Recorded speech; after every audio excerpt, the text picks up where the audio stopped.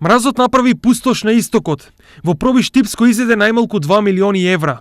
Штетите се катастрофални, освен крушите и јаболката, каде околу 10% од родот куртули. Кај другите овошки и лозијата, штетата е апсолутна. Штетите, за жал, се 100%. Кај некои овошни видови утврдивме првично, мислевме дека ќе бидат околу 80 до 90%, но овие денови при увидот на лице место, значи се утврди дека и тие ќе бидат 100%, така да, за жал, ова е една голема штета за земјоделството во општина Пробиш и во цела Република Македонија.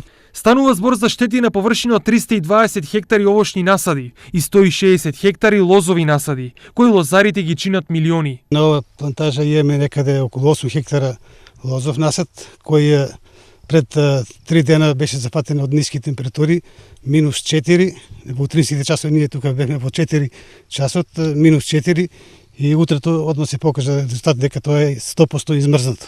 Ова година берба нема да има, а трошковите мора да си ги ставиме пак како дека ќе има берба. Значи ние мора да правиме пак одредена обработка.